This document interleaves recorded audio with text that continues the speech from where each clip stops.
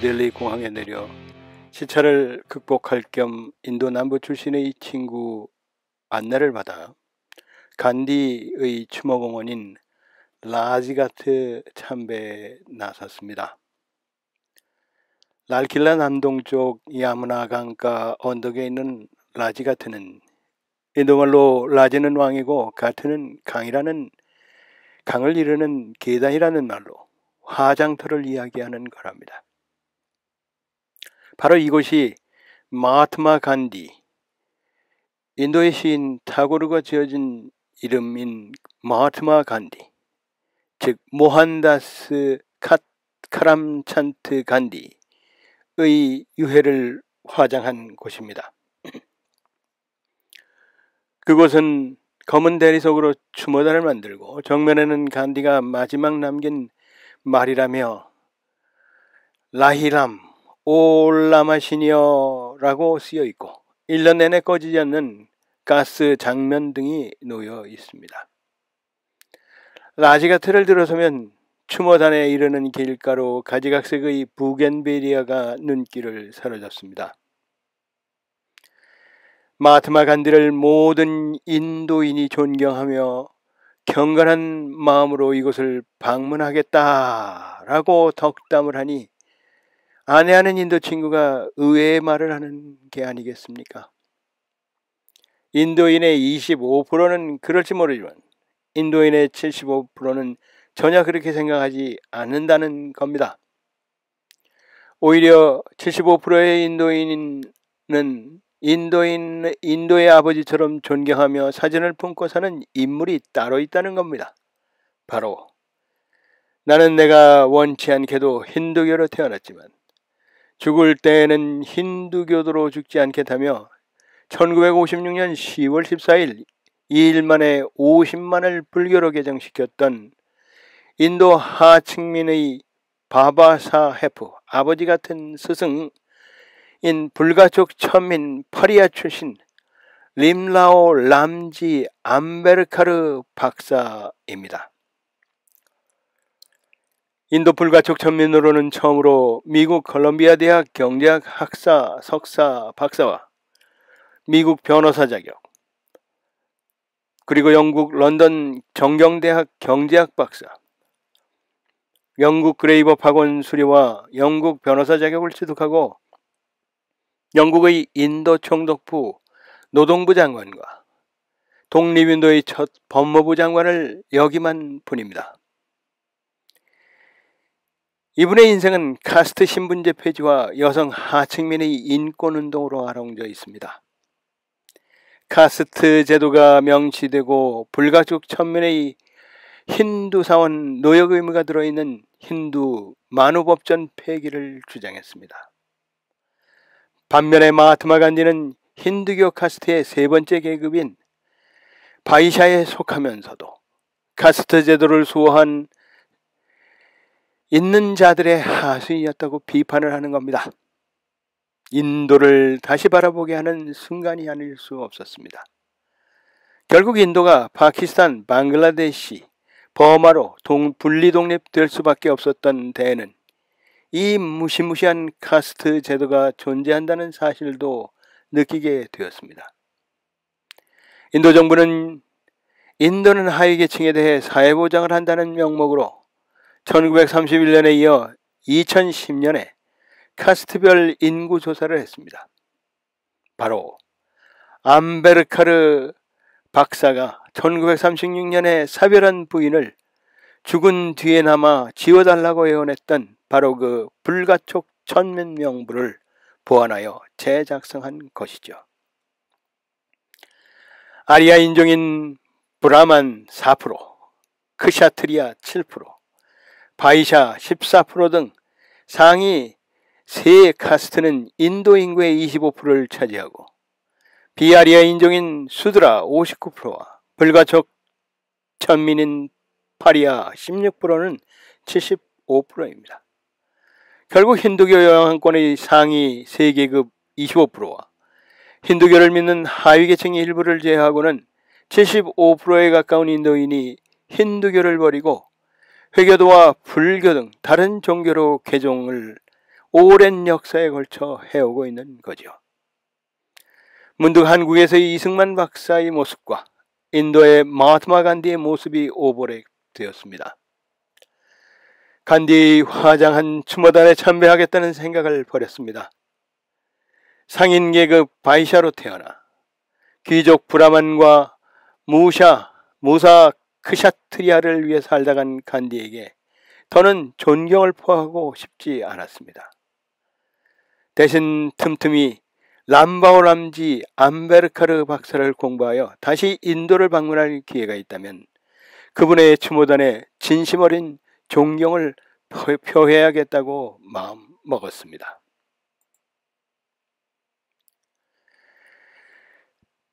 그때 베리 슬로우, 매우 천천히의 철학을 익히게 되었는데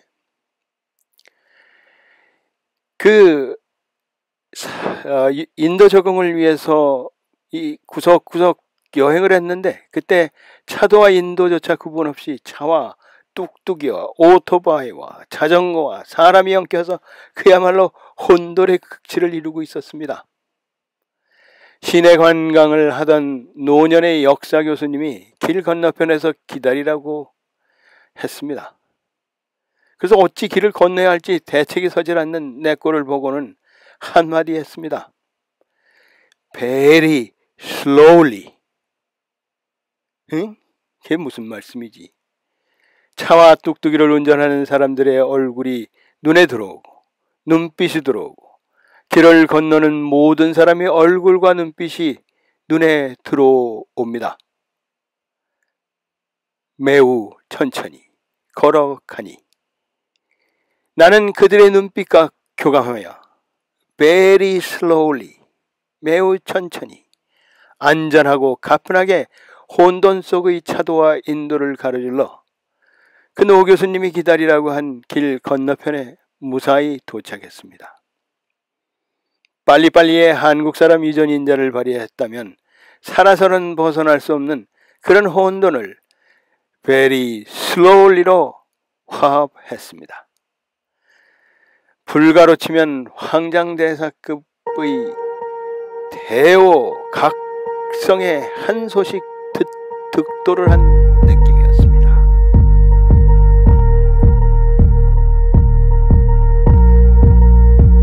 자, 그럼 이제 본격적으로 히말라야 루프쿤드 레이크 주나게일 서밋 등정기를 시작하겠습니다.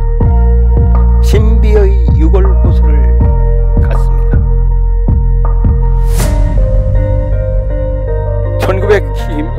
2016년 이전에 2400파운드에 육박하는 몸무게를 180파운드대로 빼고는 꾸준하게 몸무게가 늘지 않도록 관리를 했습니다. 그리고 2016년 10월 10일부터 11월 10일까지 5000m 급, 그러니까 16,000피트급 히말라야 루프쿤드 16,499피트, 그러니까 5,029m의 루프쿤드 레이크가 주나게일 16,820피트 5,127m 고지를 등정하게 이르렀습니다. 열심히 하루에 3마일씩 걷고 밀가루와 탄수화물을 절제하고 되도록 유기농 음식을 먹으며 몸을 관리했습니다. 히말라야 루프쿤드는 인도 우트라칸트주에 있는 고산지대 빙하호수로 신비호수, 미스테리 레이크 또는 6월 호수, 스켈레톤 레이크라 불리는 곳입니다. 인도 힌디의 3대 신 중의 하나인 시바신을 만나러 시바신의 부인이 지나가다가 호수에 비친 자신의 모습을 보았다는 전설이 전해지는 곳으로 수백 개의 인간 유골이 호수 주변에 발견되어 유명해진 호수입니다. 연구 결과에 의하면 9세기경 갑작스러운 큰 우박에 죽은 사람들이라 결론을 내렸답니다. 그렇지만 최근에 밝혀진 바에 의하면 시대를 달리하는 다른 여러 인종의 인간들의 시체라고 하더군요. 나중에 다시 얘기를 드리겠지만 말입니다. 자, 이 루프쿤드는 2015년 인도의 여러 작가 암루타 카티가 저렴한 비용으로 등장할 수 있는 14곳의 환상적인 히말라야 등산로 중 두 번째로 추천하는 곳입니다. 이곳은 카트고담을 통해 로하정을 거쳐 올라가는 등산로입니다. 이쪽을 택한 이유는 관광객이 네팔 쪽에 비해 적고 등반 비용이 어마어마하게 싸다고 암루타 가티의 소개처럼 1인당 200불 이하로 정말 저렴했습니다. 제가 택한 트레킹 회사는 인디아 하이익스였고 제 각시를 포함한 24명의 한 팀이 이루었습니다. 세르파 12명과 노새 12마리가 준비되었습니다. 24명의 구성원은 70대와 60대가 각 1명, 50대와 40대, 그리고 30대가 각 2명, 나머지는 모두 20대였습니다. 미국에서는 50대인 저와 제 각시, 그리고 뉴저지에서 온 69세의 인도계 영감 수레식 가라와 플로리다 템파에서 온 70세의 인도계 할머니 기타 파텔 등 총 4명이 왔습니다. 40대는 뭄바이에서 온 디펜도 씨와 라제시 사이고 30대는 뭄바이 근처 판에서 온 샤와트 티와리와 산지브 데이입니다. 나머지 20대 18명은 인도 전역에서 골고루 모였습니다. 이 중에 여성은 5명으로 70대와 제각시 50대, 그리고 나머지 3명은 20대였습니다. 8일간에 걸친 여정 중 6일간은 루프쿤드 정상 준하길에 올라가는 일정이고 나머지 일은 하산하는 일정으로 짜였습니다. 5개의 캠프를 점차적으로 거쳐 올라가는 동안 첫 번째 캠프에서는 20대 1명, 그리고 두 번째 캠프에서 또 20대 1명의 낙오자가 나왔고 루프쿤드에서 준하길 정상 도전을 포기한 2명을 제외하면 저와 제 각시를 포함한 모두 20명이 정상을 오르는 기쁨을 만끽했습니다. 아마도 죽을 때까지 두고두고 노루뼈 울거먹듯 추억할 수 있는 등반이었습니다. 이 영상에는 그 감동의 순간들이 고스란히 담겨 있습니다. 처음에 뉴델리역에서 기차로 카트고담까지 장장 17시간의 여정을 시작했습니다. 카트고담역에 도착해서는 7명의 일행이 기다려서 스모, 쌍용 코란토를 개조한 SUV 택시 2대로 11시간에 걸리는 로하정까지 이동할 준비를 했습니다. 그래서 첫 번째 날은 로하정 베이스 캠프에 도착해서 1박을 하고 완까지 또 스모 택시로 이동을 했습니다. 두 번째 날은 완에 도착하여 4시간을 하이킹해서 가에로피 파탈 제2 캠프까지 이동했습니다. 세 번째 날은 가에로리 파탈 제2 캠프에서 베드니 부기알 제3표까지 이동을 했습니다. 그 베드니 부기알 제3 캠프에서 노새와 셀퍼들이 무거운 텐트와 음식물을 운반해서 계속 이어오고 있었습니다. 당나귀 마을 사이에서 태어난 노새는 새끼를 낳을 수 없어 또 성격이 유순하고 재갈이나 콧들을 할 필요가 없습니다. 추위도 잘 견뎌서 산악지역 운방용으로 요긴하게 쓰이고 있습니다. 올라가는 동안 평지처럼 보이는 곳도 많았지만 여러 시간을 가파른 경석길을 올라야만 했습니다. 직장에서 들고 다니던 보온병에 차를 담아서 요긴하게 목을 축였습니다. 이 보온병은 등반 후에 등반대장에게 선물로 주었습니다. 물은 하루 평균 2리터 이상은 마셔야 했고 미리 휴대용 물 정화용 필터와 박테리아 바이러스 살균기를 준비했습니다. 고산지대 장거리 등반은 장비의 경량화가 가장 중요해서 일행들은 데이팩을 메고 포토와 노새는 무거운 짐들을 짊어지고 갔습니다. 학생 시절에 고무도 망가진 무릎 연골 때문에 걱정을 많이 했는데 양쪽 무릎 보호대를 착용하여 효과를 단단히 보기도 했습니다. 네 번째 날은 그 베드니 무기열 제3 캠프에서 파타 나차운이 제3사업 캠프까지 이동했습니다. 저는 젊은이들에게 피해가 없도록 늘 앞장서서 보폭과 일정 속도를 유지하며 열심히 걸었습니다. 그런데 아쉽게도 제3 캠프에서 그만 박테리아 바이러스 살균기에 배터리가 나가버렸습니다. 예비용 배터리를 구하지 못해서 아마도 인도식 위생 처리법이 미숙해서였는지 설사가 시작이 됐습니다. 물론 고산증 증세의 일종이기도 했죠. 인도식 화장실은 물 한 바가지로 왼손을 사용해서 뒷일을 보는 것인데 치질은 안 걸릴지 모르지만 그 물이 식수에 한 방울이라도 튀지 말라는 법이 없으니 그것이 풀리지 않도록 초인적인 힘을 주고 정상을 향해 나갈 수밖에 없었습니다. 그 덕분에 셀파들이 만들어주는 음식은 누렁이에게 쫓아오던 강아지 누렁이에게 주는 바람에 누렁이가 마지막 캠프까지 헉헉거리며 따라오고 말았습니다. 늘 힌두의 시바신이여 그곳에 힘이 풀리지 않도록 이끌어 주소서. 파타 나차우이 제4 캠프에서 바그와바사 제5 캠프까지 이동했습니다. 그것에서 초인적인 힘주랴 허기지랴 아주 고역이었습니다. 왼 한 손엔 삼지창 파괴 또 한 손에는 북 창조를 들고 있는 힌두의 제우스 시바신의 삼지창이라고 믿고 있는 저 산 진짜 봉우리가 3개였습니다. 이것을 시바의 부인이 시바를 찾아 지나간 곳이라고 하더군요. 날씨가 워낙 변화무쌍하여 하루 만에 정상을 정복하고 내려와야 합니다.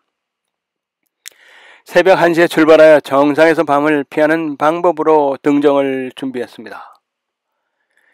텐트 표면에는 두껍게 서리가 내려앉아 날씨의 혹독함을 웅변하고 있었습니다. 자, 드디어 새벽 1시 차는 둥 마는 둥 정상 공격을 준비했습니다. 내 인생에서 이곳을 다시 찾아오기는 힘들 것 같았습니다. 설사로 힘들긴 했지만 기어이 정상을 기어서라도 오르려고 작정했습니다. 한 걸음 한 걸음 정상을 향해서 그 가는 도중 루프쿤두 호숫가에는 유골 무대기들이 눈에 띄었습니다. 시선을 도리에 올려놓으면 독수리들이 먹어치우는 조장터인가 했는데 알고 보니 여러 세월을 걸쳐서 우박에 맞아 죽은 사람들의 유골이라고 하더군요. 원래는 수백 구의 유골이 있었는데 등산객들이 유골을 기념품으로 가져가서 지금은 수십 구 정도가 눈에 띕니다. 루프쿤두 건너편에서 바라본 주나게일의 정상은 아름답기 이제 없었습니다. 쪽빛의 루프쿤두 호수는 히말라야 14대 경관 중 2번째로 아름다운 곳이라고 했습니다. 그러나 아쉽게도 제가 등정했을 때는 갈수기라 호수물이 그만 말라버리고 말았습니다. 드디어 주나게일 정상이 코앞에 펼쳐지고 만세를 외치며 정상을 정복했습니다. 엄홍길이 오르는 8,000m급의 에베레스트는 아니지만 아마추어가 무산소로 올 수 있는 제고봉이라고 하니 가슴이 뿌듯합니다. 정상 주나게일의 고도가 위키백과에는 5,127m, 16,820피트인데 인디아 하이크스 현수막에는 무려 800피트가 적은 이유를 물어보았더니 분란을 막기 위해서 그동안 발표되었던 고대의 가장 적은 수치를 적었다고 합니다.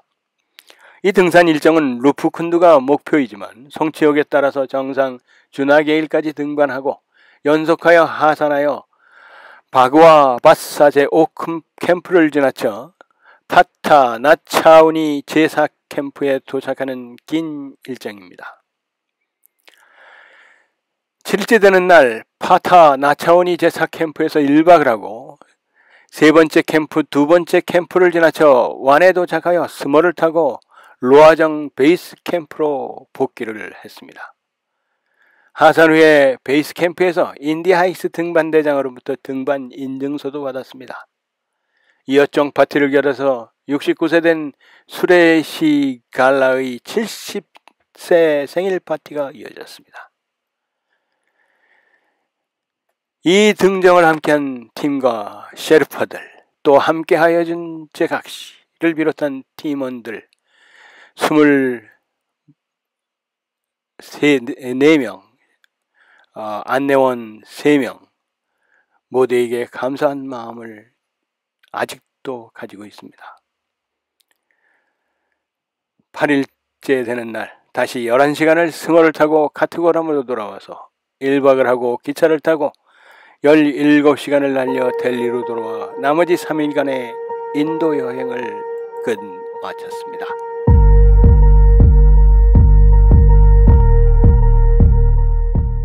이 등반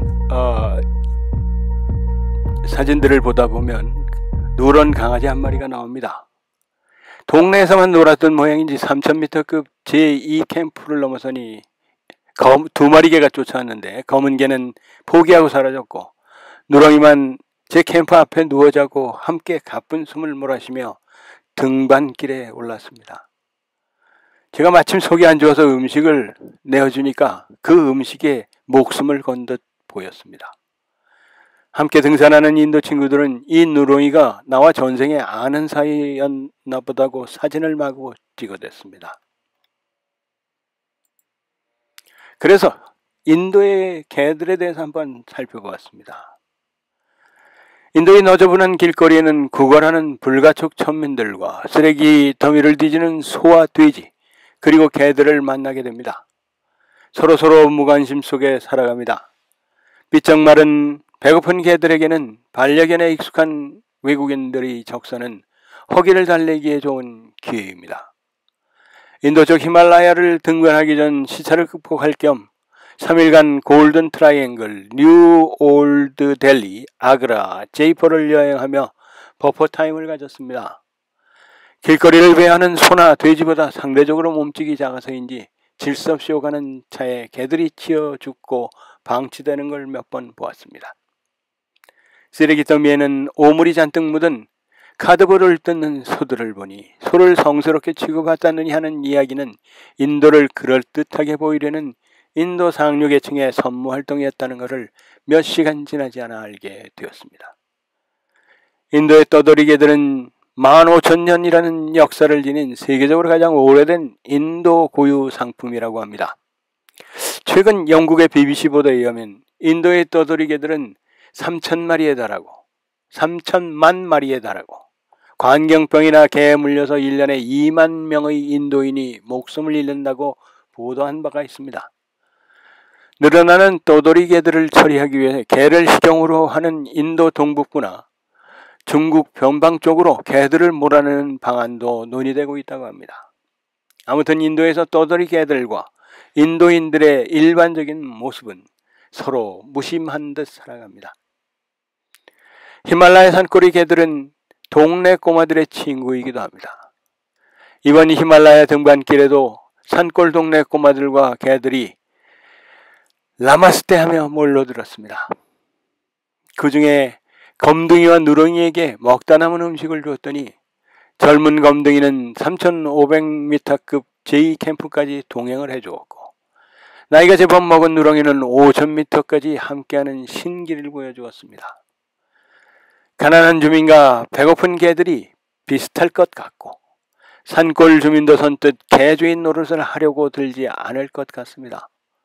자기 먹을 것 자기가 챙겨 먹어야 하는 신세입니다.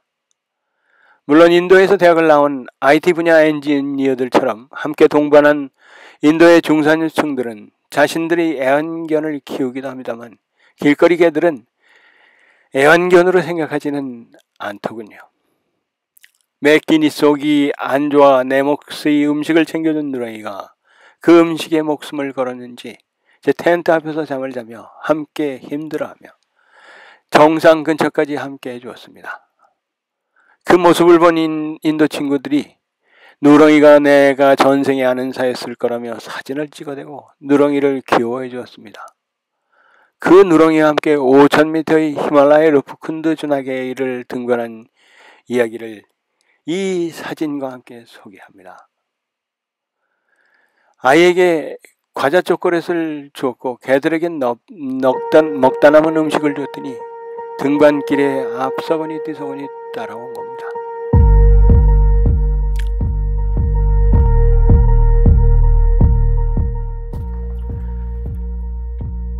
이 사진 중에 나오는 가장 나이 많은 미국 뉴저지에서 온 인도계 영감님 슈레이 가라는 등반을 마치는 날이 마침 그분의 69번째 생일이었습니다. 등반 기념종 파티는 당연히 생일 기념 파티가 되었습니다.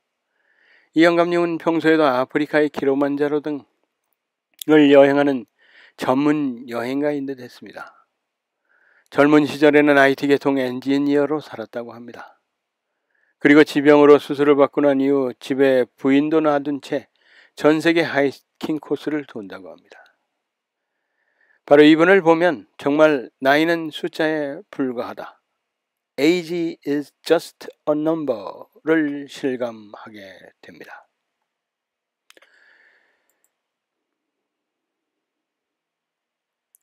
이 뉴저지에서 온 수레시 가라, 이분은 늘 조용히 앞장서서 젊은 친구들과 사이에서 화합 잘하며 무사히 정상을 정복하고 이 일정을 모두 무사히 마쳤습니다. 그리고 또 한 분, 플로리다 템파에서 온 70세의 인도계 할머니 기타 파텔이었습니다. 템파에서 편의점 세븐일레븐을 무려 10개나 소유한 부자 할머니라고 합니다. 등산을 좋아하지 않는 영감님은 집에 놔두고 전 세계로 하이킹하러 다니는 분입니다. 뉴저지에서 온 인도계 영감님 슈레시 가라와 팀을 이루어 아프리카 키로만자로도 등반하였다고 하니 두 분 노인네는 전문 산악인은 아니지만 전문가에 가깝다고 보아야 할 것 같습니다. 하지만 두 분과 함께 등반하면서 지켜본 바로는 우리처럼 고산 등반이 힘들고 벅차긴 매한가지인 것 같습니다. 하지만 쉽게 포기할 만한 고통의 순간들을 참고 인내하는 힘이 전문가의 버금가도록 이끌었다는 것을 느꼈습니다. 이분 역시 제게 숫자는 나이에 불과하다. Age is just a number를 실감하게 만들었습니다.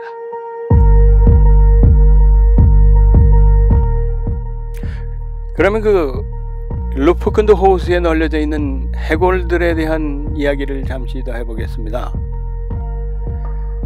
얼마 전에 학술지에 Nature Communication에 Ancient DNA from the skeletons of Lufkund Lake reveals Mediterranean migrant in India 라는 제목으로 논문이 하나 발표된 게 있습니다.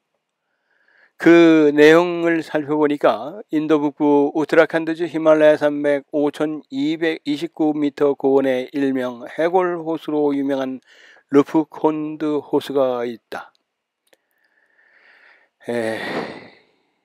저는 혈압 조절을 위해서 과체중 47파운드를 물단식을 통해서 빼고는 그 기념으로 2016년 10월 10일부터 11월 10일까지 이 호수와 이 호수에 있는 주나게일봉을 등반하고 돌아왔습니다. 아마추어 등반으로 산소 없이 등반할 수 있는 높이가 백두산의 2배인 5,000m급이니 이 주나게일 등반은 아마추어로서는 최고봉 중에 하나라고 보면 되겠습니다. 히말라야 12개의 비경 중 두 번째로 꼽히는 이 루프쿤드 레이크 주나게일은 두고두고 잊어버리지 않으려고 제가 오마이뉴스의 기사로도 남겨두기도 했습니다. 제가 오마이뉴스 기사로 알리고 난 뒤에 세상의 진기한 일이라는 방송 프로에 소개되고 이런저런 항공 매체의 아프터투어 이 루프쿤드를 소개하기 시작했습니다.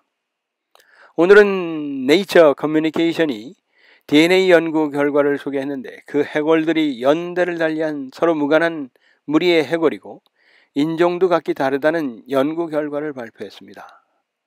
올라가면 고산증으로 허덕이는 그곳에 뭐하러 그 많은 사람들이 올라가서 해결을 남겼을까 정말 궁금해집니다.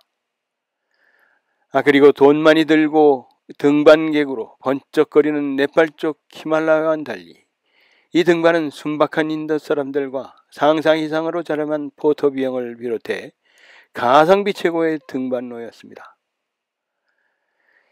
죽기 전에 히말라야 산맥의 작은 봉우리 하나는 오르고 죽어야 하지 않겠습니까? 이 자세한 내용과 그 논문은 제 블로그에 소개하였습니다. 이 해설 부분에 링크들을 걸어두도록 하겠으니 참고하시기 바랍니다.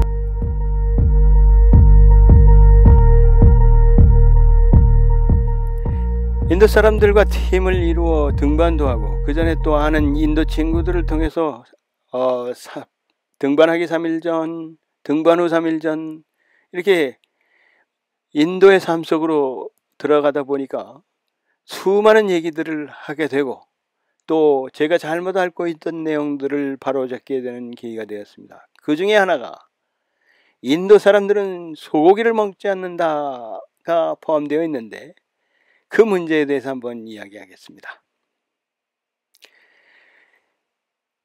인도의 카스트 제도와 소고기 시용 문제, 저는 그 시차를 극복할 겸 3일간 골든 트라이앵글, 뉴올드 델리와 아그라, 제이포를 여행하면서 버퍼타임을 가졌습니다. 인도의 너저분한 길거리에는 구걸하는 불가촉 천민, 파리야 달라틀들과 쓰레기 더미를 뒤지는 소를 많이 보았습니다. 쓰레기 더미에는 오물이 잔뜩 묻은 카드보드를 뜯고 있는 소들을 보자니 어디 소를 성스럽게 취급한다니 하는 이야기는 인도를 그럴듯하게 보이려는 인도 상류계층의 선무활동이 아니었나 싶습니다. 소는 힌두교의 3대 신 중에 하나인 시바신이 타고 다녔다 해요. 인도에서는 신성의 상징으로 여긴다죠. 그래서 인도 대부분의 주에서 소 도살은 불법이고 일부 주에서는 소고기는 소지만 해도 처벌을 받는답니다. 하지만 버팔로와 물소는 서로 간지하지 않는다는군요. 때문에 카스트의 하위 계급인 수드라와 파리아를 중심으로 버팔로 물소들을 식용해왔고 일반 소가 나오면 버팔로라고 이야기하고 먹으면서 그 버팔로 고기, 물소 고기는 수출을 무지막지하게 하여 왔더군요. 인도는 매년 버팔로 고기와 물소 고기로 위장한 소고기 유통이 문제가 되고 있다고 합니다. 최근에 한 연구에 의하면 2010년부터 2014년 사이에 소고기 먹는 인구가 14%나 늘어났다고 합니다. 실제 유엔 식량농업기구 2007년 조사에 따르면 인도는 전 세계 우유 생산량의 15%인 1억 600만 톤의 우유를 생산하는 세계 최대 우유 생산 국가이기도 합니다. 또 미국 농부성 USDA 2014년 통계에 따르면 인도는 총 208만 2천 톤의 쇠고기 수를 수출한 세계 최대의 소고기 수출국이기도 하고요. 주인이 없는 줄 알았던 길거리를 비하하는 소가 실제로는 아주 중요한 재산이기도 합니다. 주인들은 우유를 생산하고 소똥을 말려서 연료로 알뜰하게 사용하고 있더군요. 그리고 수드로와 파리아들은 다른 고기 가격의 3분의 1인 소고기를 주식처럼 많이 사 먹지만 힌두법상 물소고기라 칭하지 소고기인지 물소고기인지 다들 관심이 없더군요. 수많은 수드라와 파리아들을 힌두교에서 불교도로 개종시킨 파리아 출신 인도의 초대 법무부 장관 암베르카르 덕분에 소고기 먹는 것에 대한 제약이 없어졌다고 말하더군요. 그렇습니다. 인도인은 소고기를 식용하지 않는다는 인식을 바로잡기 위해서는 인도의 카스트 제도와 카스트 인구 분포를 이해하는 게 좋을 것 같습니다. 카스트 제도는 브라만교가 중심이 된 힌두교가 아리아 인종의 부름만 크샤트리아, 바이샤와 비아리아 인종 수드라와 카스트에도 속하지 못하는 불가촉 천민 파리아로 이루어집니다. 이 인도 카스트 제도는 인도가 영국으로부터 독립하기 전인 1940년에 공식적으로 법으로 금지되었습니다. 또 실제로 이 카스트 제도 폐지로 대도시 등에서는 카스트 제도가 많이 사라졌지만 노년층이나 대부분의 지방에서는 아직도 그 잔재가 있어서 국제사면위원회 엠네스티 보고에 따르면 이 카스트 제도로 2억 5천 명의 정도가 고통을 받고 있다고 합니다. 인도는 하위 계층에 대한 사회보장을 한다는 명목으로 1931년에 이어 2010년에 카스트별 인구조사를 했습니다. 아리아 인종인 브라만이 4%고 크샤트리아가 7%고 바이샤가 14% 등 상위 세 카스트는 인도 인구의 25%를 차지하고 비아리아 인종인 수드라가 59%와 불가촉 천민 파리아가 16% 이렇게 75%입니다. 또 힌두교의 영향권의 상위 세계급 25%와 힌두교를 믿는 하위계층 일부를 제외하고는 75%에 가까운 인도인이 소고기 식용에 대한 거부감이 없는 셈입니다. 나는 내가 원치 않게도 힌두교도로 태어났지만 죽을 때는 힌두교도로 죽지 않겠다며 1956년 10월 14일 2일 만에 50만 명을 불교로 개정시켰던 인도 하층민의 바바샤 헤브, 아버지 같은 스승, 불가촉 천민 출신 파리아 출신 림라오 람지 암베르카르 박사의 암베르카르 운동 덕분에 대학 입학 할당량도 보장받고 불가촉 천민 출신 코첼릴 라만 나라야난 대통령을 비롯해서 하원의장, 대학 총장, 정당 대표들도 많이 배출했습니다. 우리가 인도는 소고기를 먹지 않는다는 인식은 자칫 인도 인구 75%에 달하는 비아리아 인종의 수드라와 파리아를 고려하지 않는 인식일 수도 있습니다. 인도인의 소고기 식용 문제는 어쩌면 인도의 카스트 제도를 붕괴하고 암베르카르 운동을 통한 인도의 진정한 평등 사회로 가는 열쇠일 수 있다는 생각을 하게 되었습니다.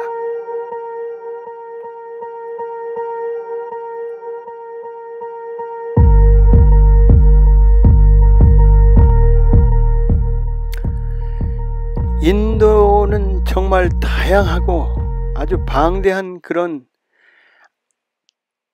헤테로지니어스한 사회며 국가입니다. 인도 지역에 정착해서 살고 있는 유태인들이 있다 그러면 좀 생소하실 겁니다. 그런데 진짜로 유태인들이 살고 있습니다.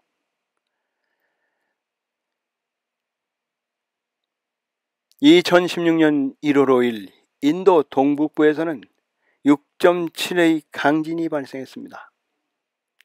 그런데 이스라엘 뉴스에서 2700년 전에 이주했던 7,000명에 달하는 브네이 메나시, 신의 자녀들이라는 뜻을 지닌 유태인 공동체가 피해를 받았다고 보도를 했습니다.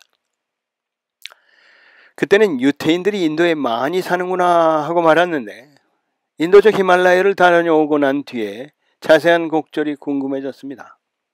그래서 이스라엘 자료들과 철진한 뉴스 보도들을 검색하다 보니까 2005년 이스라엘 정부는 300명에 달하는 브네이 메나시 인도계 유태인들을 이스라엘에 받아들였다고 나옵니다. 인도 정부가 1931년에 이어 2010년에 실시한 카스트별 인구조사에 의하면 모두 2만여 명의 유태인이 여러 지역과 여러 신분과 세 지역에 걸쳐서 살고 있는 것으로 집계되었습니다. 오랜 힌두교 입장에서는 비아리아 인종인 타 종교인들이 노동과 생산을 담당한 잠재적 천민계층에 포함될 수 있다는 기대감으로 외래 종교의 인도 이주에 관대했습니다. 그로 인해서 인도의 유대인 이주 역사는 기원전으로 소급되는데 모두 세 곳의 공동체를 형성하였습니다. 그 첫 번째가 2700여 년 전 BC 720년 인도 동북부 마니푸르와 미조람으로 이주한 브네이 메나시 유태인 공동체입니다. 이 브네이 메나시 유태인들은 자신들이 요셉의 두 아들 중 하나이고 야곱의 손자인 므낫세 지파의 후손이라고 믿고 있다고 합니다. 인도의 미조람과 마니푸르에 사는 이 부족은 그들이 2700년 전 아수라에 의해서 북이스라엘이 멸망할 때 이스라엘 땅에서 쫓겨난 지파라고 주장하고 있습니다. 브네이 메나시의 구전에 의하면 이 지파는 이스라엘에 쫓겨나 동쪽으로 이주하다가 현재 저들이 머무는 중국과 인도 국경지대에 자리를 잡게 되었다는 것입니다. 브네이 메나시 유태인들 대부분은 안식일을 준수하고 코셔, 음식에 관한 규례, 할례, 그리고 정결의 예식을 포함한 유대교 전통과 유사한 저들의 고유한 전통들을 지켜오고 있다고 합니다. 1950년에는 수천 명의 브네이 메나시가 이스라엘까지 걸어서 돌아갈 계획을 세웠으나 인도 정부에 의해 저지된 적이 있었다고 합니다. 마니푸르주의 주도인 임팔공항에서 자동차로 1시간 30분 정도 남쪽으로 달려 도착하는 소도시 추라찬드푸르는 미얀마의 국경에 위치해 있는데 이곳에서 유태인의 의례와 풍습과 복장을 한 한국인과 비슷하게 생긴 유태인들을 쉽게 접할 수가 있습니다. 이들의 유전자는 유태인이라고 공식 인정되었다고 합니다. 두 번째는 2500년 전 BC 562년 유태인 상인들이 인도 서남부 코친에 들어와 형성한 코친 유태인입니다.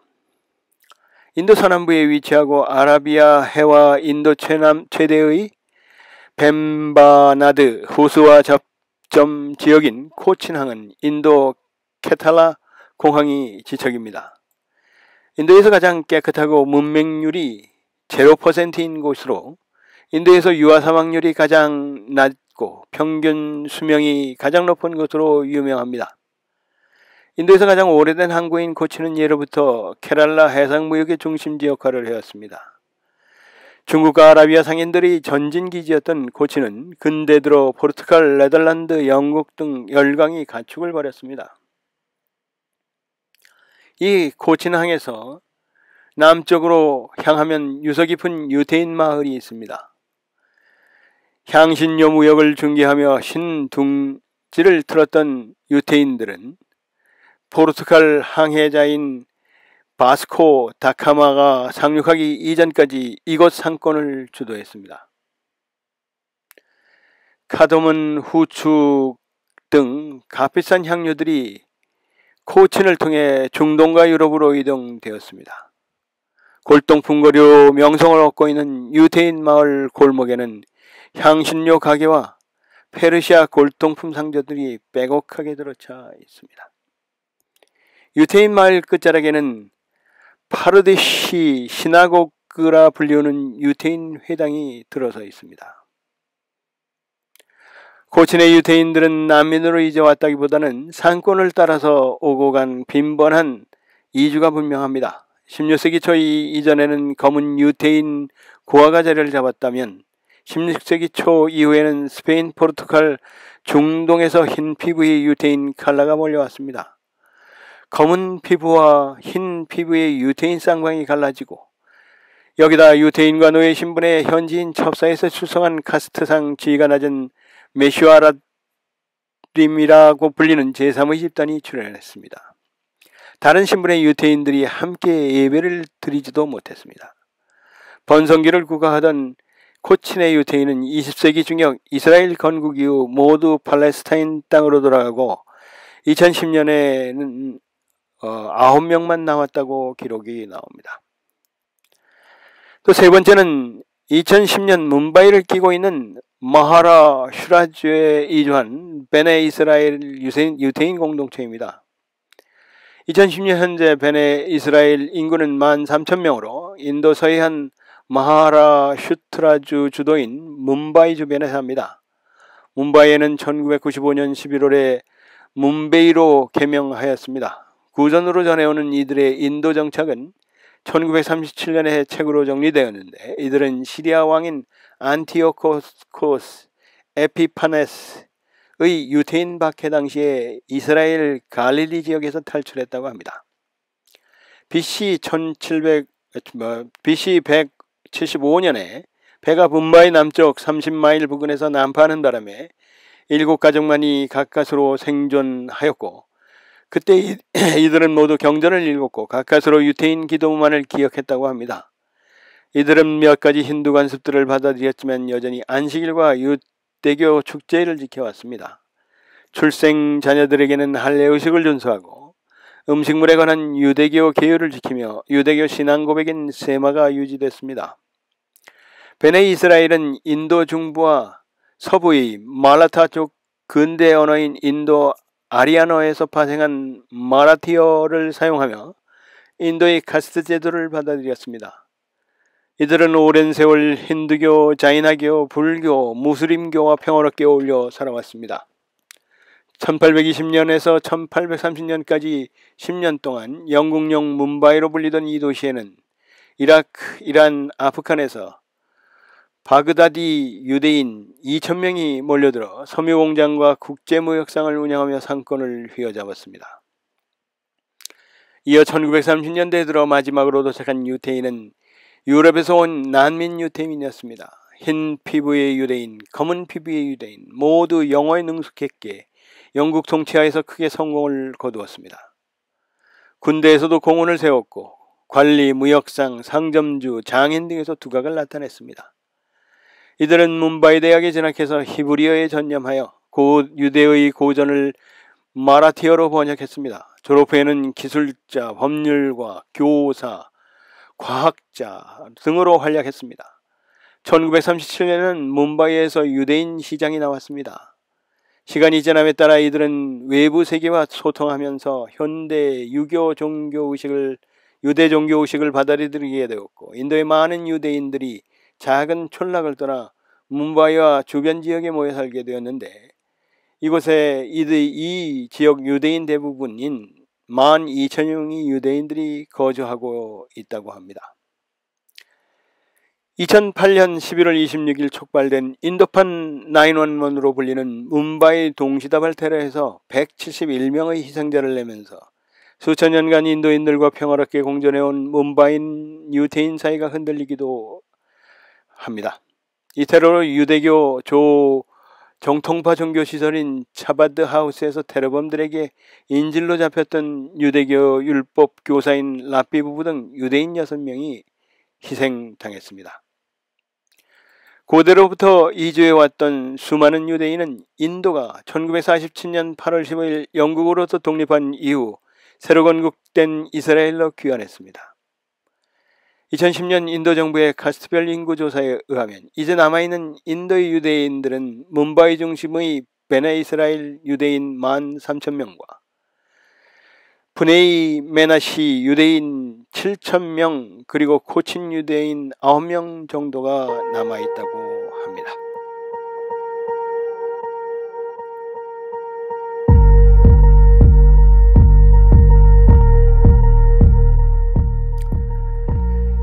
인도 독립의 이유는 여태껏 마하트마 간디 때문에 독립이 됐다고 생각했습니다.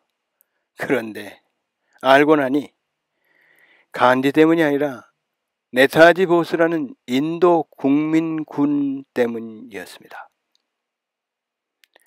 인도에서 군인은 좋은 직업으로 다른 인도 사람들의 부러움과 존경을 받습니다.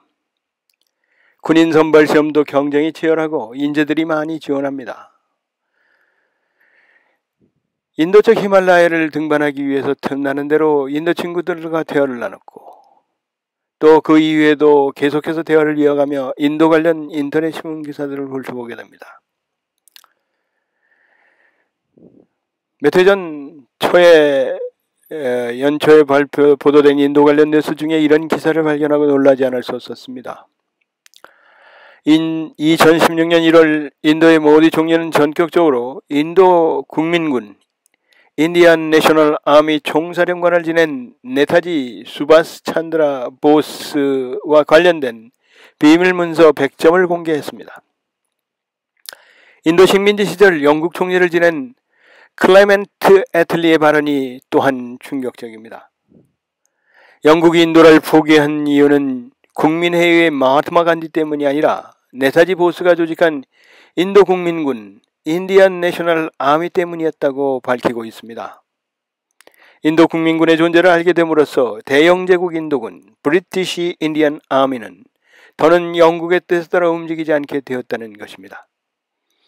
북아프리카에서 동남아시아까지 실전 경험을 두루 익힌 대영제국의 주력군으로 전군의 80%에 해당하는 250만 인도군이 인도 국민군으로 각성하여 총독부로 총구를 돌려 총경극에 나서면 영국은 지구 위에서 사라지기 때문입니다. 그래서 영국은 인도에서 자신들에게 우호적인 간디의 국민회의에 모든 걸 내주고 허겁지겁 떠나고 말았습니다. 네타지 보스는 변호사의 아들로 콜카타 대학을 차석으로 입학하고 영국 케임브리지 대학을 졸업하고 인도 고등문관 1차 시험에 합격한 후계였습니다. 1920년 간디의 국민회의에 투신하여 1927년에 사무총장에 올랐고 1930년에는 콜카타 시장을 역임했습니다. 이어 간디의 지명을 받아 1938년엔 국민회의 의장에 오릅니다만 간디가 인도의 무장 독립투쟁가 바카드 싱을 처형해달라고 영국 인도 총독에게 탄원을 올리고 1, 2차 세계대전에 인도의 자치권을 획득하고자 인도의 젊은이들에게 대영제국을 위해 싸울 인도군으로 참전하라고 촉구하는 모습을 보고는 간디에게 환멸을 느끼고 1939년 간디가 지명한 의장 후보에 맞서 경쟁 후보로 선거에 응해서 예상을 뒤엎고 의장에 선출되었습니다. 이때 간디는 보스의 승리는 나의 패배라며 자신을 따르는 힌두교 기득권층의 보스 흔들기를 유도하여 보스의 의장 당선 3개월 만에 사임하게 하고 3년간 단권 행사 금지 처분을 받게 합니다. 그해 9월 2차 세계대전이 발발하자 보스는 인도가 영국으로부터 독립할 수 있는 절호의 기회라 여기고 간디에게 고개를 숙이고 무장 봉기를 설득했지만 영국을 도와야 한다는 간디의 단호한 거절과 밀고로 1940년 7월 투옥되고 맙니다. 이에 보스는 옥중 단식을 결행하여 민심을 고려한 인도 총독부의 가택연금을 기화로 극적인 대탈출을 감행합니다. 보스는 아프가니스탄을 거쳐 러시아로 또 독일로 이탈리아로 일본을 떠돌며 영국으로부터 인도의 독립을 모색하며 대영제국 인도군 포로와 투항자 2만 명을 모아서 1943년 6월 16일 인도 국민군 인디아 내셔널 아미를 창설하고 총사령관에 취임합니다. 1943년 10월 2일 간디의 생일에 맞춰 싱가포르에 자유 인도 임시정부를 세우고 인도 국민군 장교로 구성된 11명의 내각을 중심으로 임시수반에 오릅니다. 이 자유 인도 임시정부는 독일, 이탈리아, 일본 등을 비롯한 9개국이 승인한 명실상부한 정부가 되어 공식적으로 영국의 전쟁을 선포합니다. 간디 부대, 네루 부대, 자유부대로 구성된 2만 명의 세계 부대는 이날 싱가포르에서 거리 행진을 하며 훗날 독립 인도의 애국가로 채택된 인도 국민 군가를 불렀습니다. 인도 국민군은 대영제국에 대항하여 인도군과 함께 버마 지역의 임팔 전투에 참전하여 영국군을 몰아내는 데 혁혁한 전공을 세웁니다. 종전 직후 인도 총독부는 인도 국민군 지휘부를 군사재판에 붙여 300명의 장교를 반역죄로 기소하지만 인도 전역에서 민중들의 총궐기가 일어나자 전원 석방하고 간디의 국민회의에 자치권을 이양하기 시작하여 1947년 인도를 독립시키고 인도를 떠나게 이릅니다. 아쉽게도 네타지 보스는 패전국의 주축국 쪽에서 독립무장투쟁을 전개한 바람에 공식적으로는 1945년 8월 19일 대만을 이륙하여 러시아로 향하는 비행기 폭발 사고로 화상을 입고 20일 사망한 것으로 23일 발표가 됩니다. 후일 보수를 목격했다는 제보가 끊이질 않자 인도 정부는 1956년과 1970년 그리고 2006년 보수 사망조사위원회를 구성하고 조사를 하기에 이릅니다. 간디의 국민회의가 집권한 1956년과 1970년 조사보고서는 알려진 내용과 다르지 않았지만 인도 인민당이 집권했던 2006년 보고서는 비행기 사고는 위장되었고 사망에는 의문점이 있다는 조사보고서가 작성됩니다. 하지만 2006년 말 재집권한 국민회의는 2006년 조사보고서 채택을 거부합니다. 인도인들의 애정이 어린 사랑과 존경을 받는 인도 국민군처럼 대부분의 인도인은 지도자 또는 총통을 의미하는 네타지의 의미처럼 네타지 보스를 인도 독립의 은인으로 생각하며 웅장한 레드포드 성에도 영국 국왕 조지 5세의 동상을 치우고 네타지 보스의 동상을 세웠고 인도 곳곳에는 많은 네타지 보스의 동상이 세워져 아직도 그의 독립정신을 기리고 있습니다.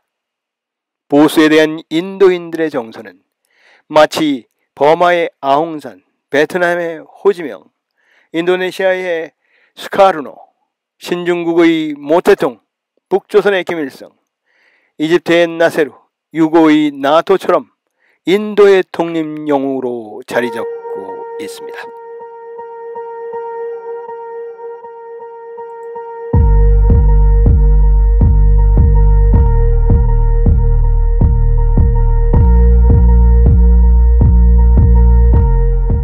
요즘 한국에서도 한국 정부가 브릭스에 참여해야 되느니 마느니 여러 말들이 많이 있습니다. 외교 채널을 다양화해야 한다는데 참 동의를 합니다. 이 브릭스는 제가 인도를 여행했을 때, 인도 여행을 마치고 내려왔을 때 막 인도에서 시작이 돼서 그걸 잠시 쳐다본 적이 있습니다. 제가 인도 쪽 히말라야를 누비는 사이 뉴델리 위교가의 각국 정보 요원들은 분주했습니다. 이슬람 과격파에 의한 테러 활동 확대, 대책 협력 강화 등을 명분으로 인도, 중국, 러시아, 브라질, 남아프리카의 신흥 5개국 브릭스가 15일, 16일 일정으로 인도 남부 구아주 파나지에서 정상회의를 개최했습니다. 역시 초미의 관심은 중국의 시진핑 국가주석과 러시아의 푸틴 대통령의 정상개별 회담이었습니다. 그러나 아쉽게도 인도는 지난 9월 북부 잠무 카슈미르주에서 병사 18명이 사망한 군기지 습격 사건을 계기로 파키스탄이 테러를 지원하고 있다며 비난을 강화하고 있어가지고 정상회담을 통해 파키스탄에 대한 압력을 기울이겠다는 방침이라 인도는 중국과 카슈미르 지방 등에 관한 영토 문제를 안고 있어서 중국 러시아 정상회담은 실속이 없었던 반면에 러시아는 인도에 다량의 고물 전투기를 판매하는 성과를 거두었습니다. 인도의 애국 야당 지도자들은 날지도 못하는 고물 전투기를 미국에서 사는 사우스코리아와 다를 게 뭐가 있냐며 정치적인 공세를 늦추지 않았습니다. 브릭스가 2015년 미국 없이 설립한 신개발은행이 본격적으로 업무를 시작한 뒤 처음으로 열리는 정상회의였지만 신흥국 경제는 인도를 제외하고는 일제히 냉각된 상태였습니다. 아무튼 중국이 주도해 아시아 인프라 투자은행이 설립되면서 신흥국 내에서 신개발은행에 대한 온도차도 뚜렷이 드러나고 있었습니다. 서로 어떻게 보조를 맞춰야 할지도 과제였습니다. 그 당시 브릭스 정상회의가 채택한 고아선언 포인트는 다음과 같았습니다. 1. 세계는 유엔 중심적인 역할과 국제법 존중에 기초에 더 공평하고 민주적으로 다각화된 국제질서로 이행하고 있다. 2. 국제법에 관한 일방적인 군사 개입과 경제 제재를 비난한다. 3. 과격파 조직 이슬람 국가 등 테러 조직은 국제 평화에 있어 전례가 없는 위협이다. 테러 조직을 조율하는 데 있어 중국의 유엔의 중심적인 역할을 강조한다. 독자적으로 브릭스는 신용등급 평가기관을 설치를 검토한다. 이상이었습니다. 브릭 정상회담 직후에는 중국을 달래기 위해서 중국으로부터 잠수함을 구매하여 인도양에 배치하는 노련함도 보였습니다. 또 그 기세를 몰아 10,000루피짜리와 5,000루피짜리 지폐를 폐기하는 조처를 해서 숨어있는 자금을 제도권으로 끌어들인다는 작업을 시행했습니다. 나름 인도는 정말 지도자를 잘 만난 것 같았습니다. 차이를 파는 사람의 아들로 태어나 어려운 여건을 듣고 인도의 수상인이 된 모디를 많은 사람들이 존경하게 된 부분이기도 합니다. 그런데 이런 중요한 미국 행사에 한국 외교정보부서 요원들의 움직임이 전혀 감되지 않아서 무척 아쉬움이 컸습니다.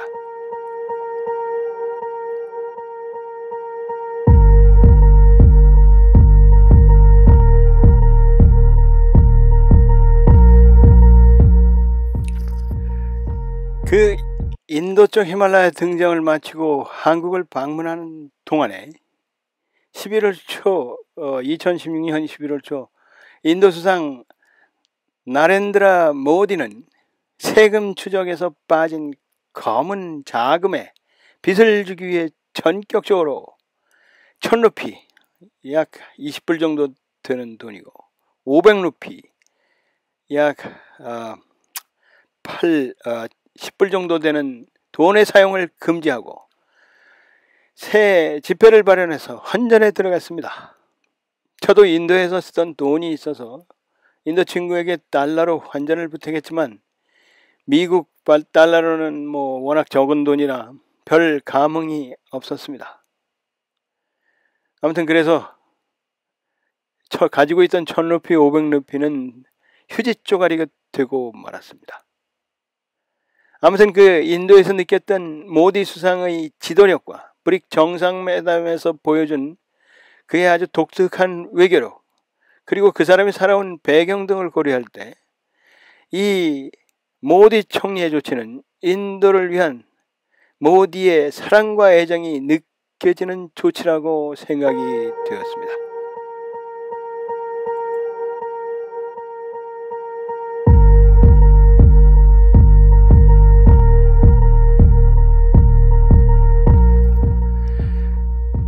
그 인도 쪽 히말라야를 등반하기 위해 가졌던 버퍼타임, 골든 트라이앵글을 돌아보고, 그리고 17시간 동안 기차를 타고 가트고담으로 이동하고 또 13시간을 스모택시를 타고 로하정으로 이동해서 그곳에서 짐을 꾸리고 또 스모택시를 타고 3시간을 이동하여 베이스 캠프에 도달해서 루프쿤드 등정에 나섰습니다. 그때 느낀 인도는 그동안 내가 알던 인도와는 아주 사뭇 달랐습니다. 그 느낀 점을 아는 인도 공무원들을 통해서 하나하나 확인해 나갔습니다. 또 많은 미국의 인도 친구들을 통해서 계속 확인해 나가고 있기도 합니다. 인도 역시 중국만큼이나 다양하고 복잡한 문화와 인종으로 구성되어 있어서 그 다양성을 다 이해하기에는 한계가 있기는 합니다. 하지만 또 다른 시각의 인도에 대한 의미는 이해의 의미가 있다고 생각합니다. 자신이 경험한 인도와의 차이가 있다고 핏대 올릴 필요는 전혀 없습니다. 이 이야기들은 시각장애인들이 코끼리 다리 만지기처럼 아주 단편적인 이야기이기도 하기 때문입니다. 그래서 오늘은 인도에서 추방당하는 한국 개신교 선교사들이 있다는 이야기를 하고자 합니다. 인도는 종교에 대해서 아주 관대한 나라입니다. 파키스탄과 종교 때문에 갈라지고 싸우고 있다고는 하지만 그것은 다분히 정치적인 이유가 큽니다. 오히려 회교도 인구가 파키스탄의 인구보다 인도의 회교도 인구가 더 많아서 인도 인구의 15%를 점유하고 있고, 또 전 세계에서 유일하게 이슬람교당에서 확성기를 사용하여 쿠란을 암송하도록 허락하기까지 한 나라입니다.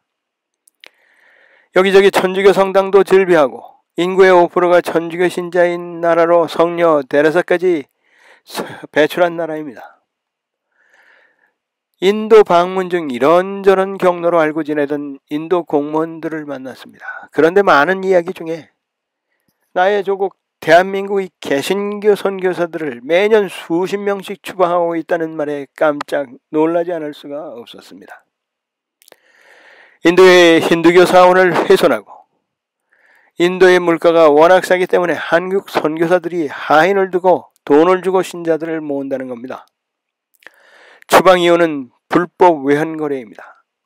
한국 선교사들은 비자를 불법으로 받기 위해 입국할 때 입국 심사관을 속이기 위해 부부조차 부부가 아닌 것처럼 따로따로 입국을 시도하기도 한다고 합니다. 개신교 목회자들이 인도에서 추태 떠는 걸 들으니 창피하여 얼굴이 화끈거렸습니다. 인도에서 살아본 박지배 선생님의 말씀을 빌려보면, 저는 노이다에서 1년, 벵갈리 지역에서 1년 살았고요. 서민들과 함께 살았어요. 멜리 근처에선 주로 영어와 힌디를, 벵갈리에서는 힌디 소통에 어려움이 있어 벵갈리를 다시 배워야 했고, 북인도에서는 다양한 종족어를 함께 쓰고 있었고, 힌디보다는 부족어와 영어를 쓰더라고요. 히마찰 및 부족이 힘이 강해서 독립하고 싶어하는 주도 특성상 힌디를 더욱 쓰고 싶어하지 않기도 합니다. 많은 한인 선교사들이 주거 물가를 올렸고 자본을 이용해 카스트를 누리고 불법으로 비자를 받아 발급받아 하기에 지금의 추방 문제는 어쩌면 당연한 결과이고요. 생각해 보세요. 인도 선교사 대부분이 비즈니스 비자인데 인도 친구들이 뭐야? 너희 나라 종교인들은 비즈니스 비자 받아와서 일은 안 하는데 고급 아파트에 고급차 타고 무슨 돈으로 오느냐고. 인도의 기독교는 거의 하층민의 종교이므로 상류층 전략은 아예 없다고 봐야 하고요.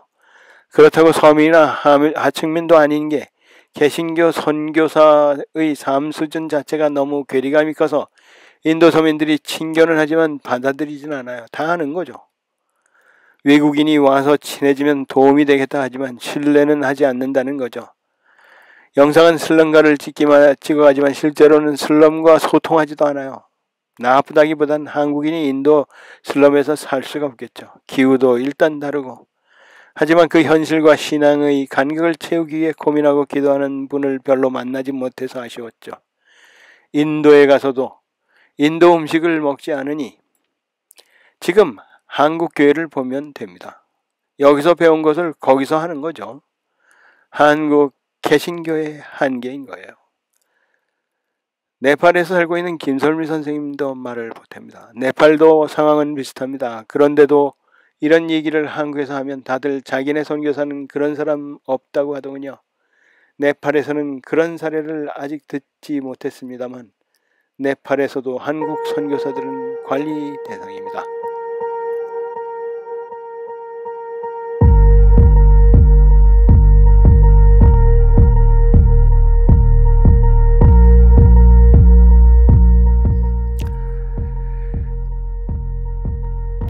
군사쿠데타가 일어나기 전에 버마에서는 버마의 불교도 정부가 회교도 로힝야족을 학살하며 400개 로힝야 마을을 지도에서 사라지게 만드는 반인륜적인 행위를 연출하기도 했습니다. 91년 노벨 평화상을 수상한 아웅산 수지가 섭정을 하고 있어서 아웅산 수지에 대한 비난이 컸고 그로 인해 그걸 구실로 또 군부가 아웅산을 몰아내고 군부가 집권을 하기도 했습니다. 또 아랍을 불구덩이 속에서 벗어나지 못하게 하는 바탕에는 토착 세력인 회교도는 악마, 서방 침략 세력인 기독교는 천사라는 의식이 깔려 있기도 합니다. 친서방적인 회교도 세력과 극단주의적 회교도 세력 간의 대리전 양상으로 굳어졌습니다. 인도의 힌두교는 바르나라고 불리는 카스트 문화로 인해서 언제든 발생할 인종적인 비극을 안고 사는 나라입니다. 카스트는 인종적 시족별 구분이지 제도가 아닙니다. 인도인이면 이름만 들으면 그 사람이 카스트 내의 어느 계급인지를 안다고 합니다. 카스트 내 브라만, 사제, 백색 옷을 입고 4% 정도라고 합니다. 크샤트리아, 무사와 귀족 계급으로 적색 옷을 입고 한 7% 정도 된다고 합니다. 바이샤, 농민, 상인, 공인 등으로 생산적인 서민층으로 황색 옷을 입고 14%라고 합니다.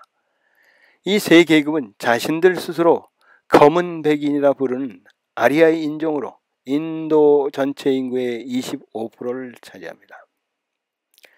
카스트 문화는 제도로 성립된 적이 없고 폐지된 적도 없는 인도 힌두교의 고유한 문화입니다. 인도 정부는 1931년에 이어 2010년에 카스트별 인구 조사를 해서 주에 따라 수드라와 불가촉 천민, 우대 정책, 어퍼머티브 액션을 위한다는 명분으로 신분증에 카스트 내 계급을 표시하기도 합니다. 힌두교 상위 3계급에서는 힌두교 신이 소를 타고 다녔다고 소를 신성시하여 소고기를 먹지 않습니다. 하지만 75%에 해당하는 하위 계급이나 불가촉 천민, 그리고 이교도는 소고기를 상용하여 세계보건기구 통계에는 매년 소고기 소비 상위 국가 1, 2위를 다툽니다. 힌두교 성직자들은 물 쏘는 소가 아니라며 물소고기는 먹을 수 있다며 이런 이율배반적인 상황을 피해 나가고 있습니다. 극단적 힌두교로 무장한 나렌드라 모디 정권은 정치적인 문제의 돌파구로 늘 힌두교 교리를 이용합니다. 인도에는 이웃 회교도 국가인 파키스탄의 인구를 넘어서는 인구 15%에 해당하는 회교도가 살고 있고, 또 각각 5% 정도의 천주교도와 불교도가 살고 있고, 또 5% 정도의 그 외의 종교를 가지고 살아갑니다. 천민계층인 힌두교의 수드라 계급은 인구의 30% 정도이고 검은 옷을 상용합니다. 힌두교의 불가촉 천민은 15% 정도입니다. 힌두교의 수드라 불가촉 천민을 포함 회교도, 불교도, 천주교도 등 인도 인구의 75%는 인종적으로 비아리아 인종입니다. 인도는 이민의 문호를 늘 활짝 열어놓고 있습니다. 그리고 언론 매체 광고를 통해 힌두교로 개종하면 금전적인 보상을 하겠다고 합니다. 비아리아인 종이 힌두교로 개종해봐야 상위 3계급에는 속할 수가 절대 없습니다.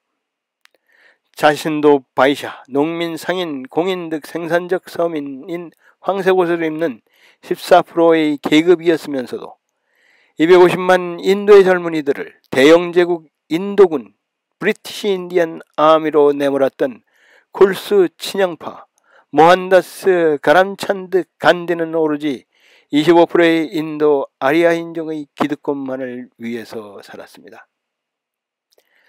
공교롭게도 같은 고향 구라자트에서 같은 계급 바이샤인 현 나렌드라 모디 인도 총리도 25%의 아리아 인종을 위해 극우 힌두교 정권을 이어가고 있습니다. 총리 직전 구자라트 주지사 시절에는 힌두교도에 의한 1500 회교도 학살의 배후로 의심을 받기도 했습니다.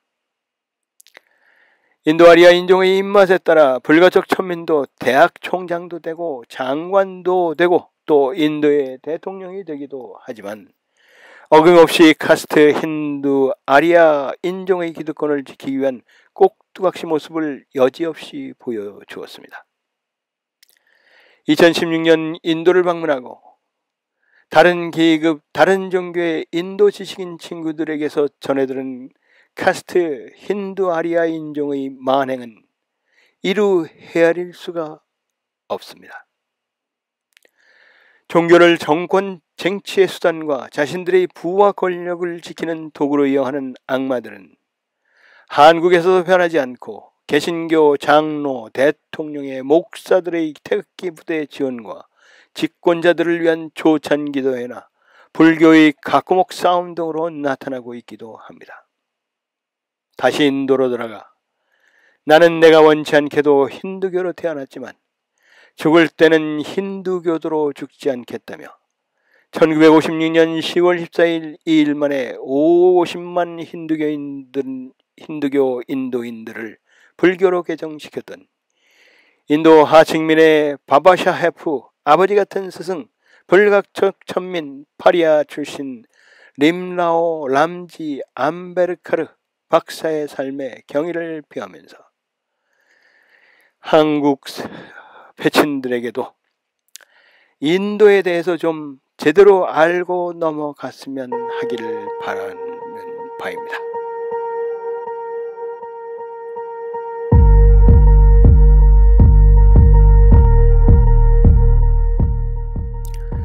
저는 2016년 인도 쪽 히말라야를 등반하게 되면서, 그리고 인도를 구석구석 살펴보면서, 또 인도의 지식인 친구들을 접하면서 많은 이야기를 듣고 또 의문점을 질문하고 서로 토론하면서 그만 인도를 알아버리고 말았습니다. 그리고 마하트마 간디가 인도판 이승만이라는 것까지 고스란히 말입니다.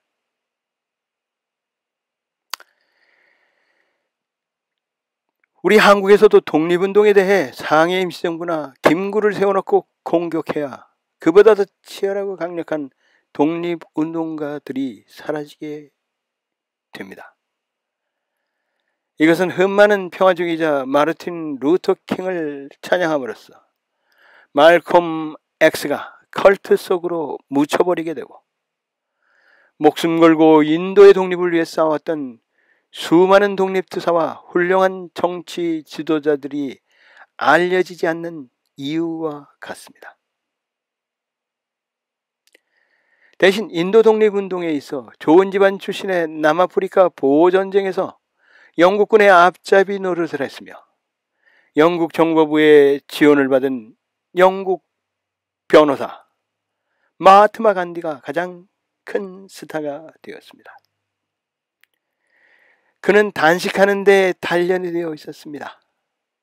비폭력을 호소하며 단식과 물레질로 인도 전역에 좋은 이미지를 구축해 나가는 사이, 그보다 강력한 라이벌 정치 지도자는 급사를 했습니다.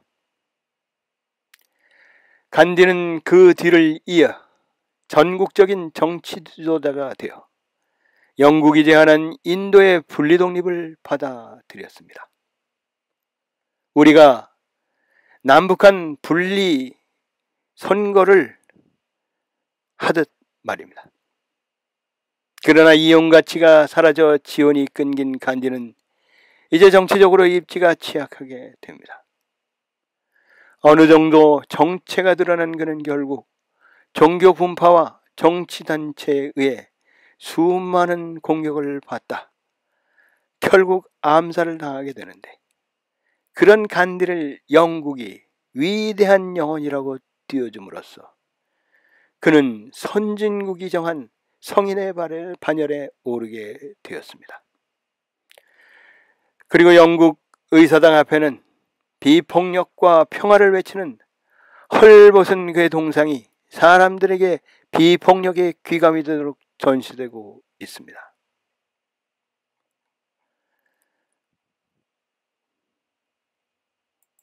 우리가 인도를 알게 되고 인도에서 부르짖는 위대한 성인 마하트마 인디라 간디에 대해서도 다시 한번 살펴볼 이유가 여기에 있는 것입니다. 지금까지 총체적으로 인도에 대해서 살펴보았습니다. 감사합니다.